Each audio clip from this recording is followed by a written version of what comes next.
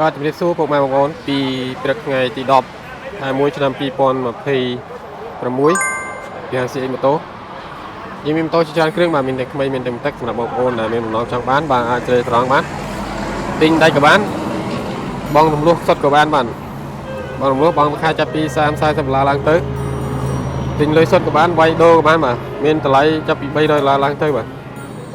ឡើងរហូតដល់4000ជាងបាទមានប្រភេទទាំងម៉ូតូអូតូម៉ូតូតូចម៉ូតូធំបាទចាំបងប្អូនចង់បានអាចសាកសួរតម្លៃបានចង់បានម្ដងមួយណាចង់បានសេរីតម្លៃក្រោម1000ចង់បានសេរី1000ស្ដើងចង់បងរួមខែ50-60ដុល្លារបាទអាចសាកសួរបានបាទមាននៅហាង CX ម៉ូតូសម្រាប់បងប្អូនដែលជាកម្មករកម្មការនេះនៅខេត្តកំពង់ស្ពឺបាទមានបំណងចង់បងលួសហើយមកដាក់ពីបានបាទថ្ងៃសៅរ៍អាទិត្យក៏ទទួលដាក់ពីដែរថ្ងៃច័ន្ទយើងបើកម៉ូតូតែម្ដងបាទតែខ្សែងាយៗដាក់សិក្សាលឿនរហ័សបាទចង់បានម៉ូតូអីចង់ដឹងពីតម្លៃចង់ដឹងពីការបើកប្រចាំខែអាចឆាតសាកសួរបានបាទមានម៉ូតូច្រើនទាំងថ្មីទាំងទឹកទាំងម៉ូតូតូចទាំងម៉ូតូធំបាទ